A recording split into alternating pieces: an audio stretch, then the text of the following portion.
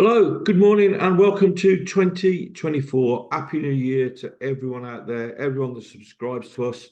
Uh, Many thanks for what you've done over the last few months. We're a new channel on YouTube, and also, of course, to everyone in BCFC, the project, our fan book, our Facebook page, which has done incredibly well over the sort of 5 or 6 months it's been going. Beck actually posted a little thank you to everyone yesterday on the page. Thought I'd just say thank you now as well. We've got an incredible 8,000 members, and we've got 5,000 visitors. We actually had nearly 200,000 visits in December, which is absolutely brilliant. I mean, all we can do is thank you so much. And we'd like to get the YouTube channel up to speed a little bit more as well. We're doing really well on it. But if you can subscribe, it would be great, because we want to sort of link the two things together, because I can put these little podcasts into the Facebook page, and it's just easy to watch. It takes you straight into YouTube. I just wanted to sort of have a little look at the situation at the moment prior to the Leeds game. Seen a couple of little things kicking about yesterday. I think one of them was an email that was purportedly from Gary Cook. Not 100% sure if it was or what. It looked more like a club statement, the way it was worded. Basically saying that Wayne Rooney's going nowhere. They're going to carry on doing what they're doing, and please keep supporting us. He did make a few weird comments, like he said that the Plymouth game away was the best performance we'd had in years or something, which was a bit crazy. I mean, we played quite well, but it certainly wasn't the best performance in years. And we got the January window open now. People keep asking about the January window, and like I've always said, it depends on anyone leaving, anyone coming in. If no one comes in, really, we haven't got any space to play with under financial fair play. We just haven't. I believe Scott Hogan is gone. I believe, I'm not 100% sure on that. If he has, then that we've probably paid up his contract, which means we've done a deal with him so that he can leave early. I believe he's gone to Sheffield Wednesday, but not 100% certain. I know he's from Rochdale, so it's sort of a little bit further up north. So it might suit Scott, and if he has, good luck to him. He's been great for us. Good luck to Scotty boy. Also, I heard a little rumour yesterday, supposedly from Rob Playster, who, a lot of people give Rob a bit of stick, but I've always found him to be on the money. Usually okay. Got some nice little tips from him last year in the summer window. He's a good guy. Rob actually went to school with my daughter.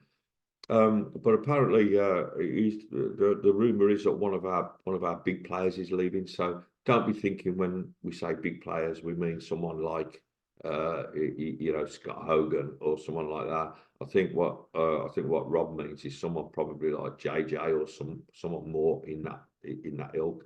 So there's a possibility that we could be losing someone to buy some people. Now everyone is going on and on about the January window, and are we going to buy someone? It's the only way we're going to do it. So if you're willing to sacrifice JJ for 5 or 6 million, then yeah, we'll have some money to spend, and someone told me the other day that they'd torn up Scott Hogan's contract. I mean, you can't tear people's contracts up. It's just a figure of speech. I mean, what tearing his contract up would be if he was, if he committed some sort of gross misconduct. You can't just tear a contract up. If Hogan's gone, they've come to a deal with him about his contract. It hasn't gone for nothing. He's not going to give up 6 months of wages just to help Blues get someone in. It doesn't work like that. I've also heard, I think it was Dan Ivory actually, said there is a possibility, and of course there is a possibility, that Blues have got a get-out clause in Wayne Rooney's contract in terms of performance. So if there is a poor performance clause in his contract, then, that may be a way of Blues sort of getting rid of him if they want to. I don't think they want to. I don't really think they're going to. I don't know what's going to happen today at Leeds. It's going to be a very, very hard game. Of course, we haven't got any Cody drama because he's a Leeds player. We're still without Bielik for another game. Roberts is injured. I'm not sure about, Longello was limping a lot in Saturday's, was it Saturday? Whatever day it was, the Bristol game. I don't know, they didn't perform against Bristol for me. It was a Eustace kind of performance. They played the John Eustace way. It still didn't look right. We didn't concede a goal, which is great, but we never looked like scoring. Possibility, of course, we heard before that Jay Stansfield may go back.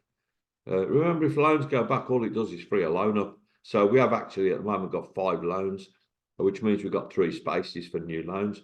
We can take 3 new loans on, but you can only have 5 in any one match day squad. So if, for instance, we have 8 loans, then 3 of them are definitely going to not be in the squad and not doing anything, not anywhere near the bench even.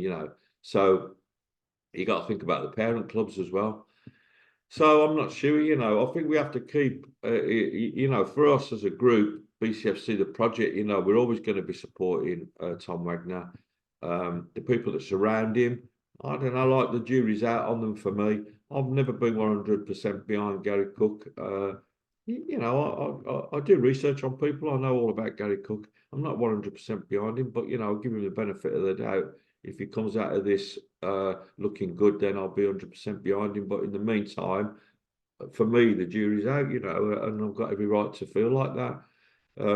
The manager, what can we feel about the way about the way the club are performing at the moment? We have got a really, really bad injury list, we have. But I think what we need from the management and players is more leadership and cohesion. So when we look at them on the pitch, we don't want to see the players arguing amongst themselves and apparently arguing with the supporters. We want to see the captain, i.e. Dion Sanderson, grabbing them by the scruff of the neck and giving them a kick up the arse and telling them to perform. That's his job. His job isn't to argue with John Ruddy. His job is to captain that team. If he can't do it, then Wayne Rooney needs to get someone that can. And also, please, from the touchline, support the team. We want the coaches and the manager looking a little bit more animated. Doesn't even look interested sometimes. Please. And I know they're getting abuse. They got dogs abuse, apparently. I wasn't there. Beck was. Wayne Rooney came to the Tilton to thank the supporters. And she said, like, the abuse was terrible, absolutely awful. And you can't do that. I don't care what you think. You can say he's a bad manager. You can say he's picked the wrong players. You can say he doesn't motivate them. You can say all those things, but you can't personally abuse the bloke. You haven't got that right. Buying a ticket doesn't give you the right to personally abuse someone. This year in the project, we're going to do a lot of mental health support, and this is exactly something that causes these mental health issues. And it doesn't matter how much money you got in the bank. Personal insults hurt you just the same. So today, I never ever think the Blues are going to lose. So I'm going to say that we're going to come out with a draw today, and let's hope we put in a good performance. It's going to be a very, very hard place to go, Ellen Road is. And if you're going, you're the top supporters, aren't you? I mean, you're just the best. Have a safe journey back, and have a safe journey there, of course, obviously. And get behind the lads, and let's bring the 3 points back. The situation at the moment is pretty much, I think, as it was. We're just going to continue for now. There's a silence from within the club, which really, I think if I was Tom Wagner or Gary Cook, after the Bristol City game, I might have said something. That might be why that email was sent out. I don't know. But it does look more like a club statement. It was a weird email. And all it doesn't really say anything. It just says, thanks for giving us an email. We're just going to carry on, irrespective of what you say. So, tough. Please stick with us. It's more or less what it says. So anyway, I'm going to leave it there. I don't want to keep going on and on. It's New Year's Day. I hope you have a fantastic day. I hope everyone's had a great New Year's Eve. We look forward to support for the coming year in our Facebook page, BCFC the Project, the place where we don't take any shit from people. I had to ban a few people at the weekend. you know, usual stuff. And then, of course, the yeah, absolute cowards come and send messages through my direct messenger. We know you're a prick and all this sort of stuff. But then block me, you know, so I wouldn't bother responding anyway, you know. Just shows how upset they are when they got banned. But anyway, perhaps I'm a prick, aren't I? So that's it really. We're just going to keep soldiering on for the time being and let's see what happens. We've got a transfer window coming up.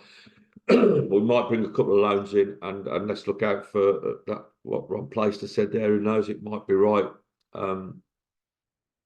A lot of things to think about, aren't there? You know, so I just feel like going and having a drink, really. But I'm not going to do that today. I'm going to watch the Blues and let's hope we get 3 points. All right, guys, have a great day. Thanks ever so much. And subscribe, please. When you finish, subscribe.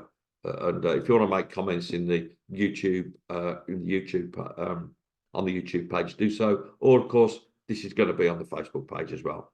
Thank you so much for all your support over the last year. See you soon.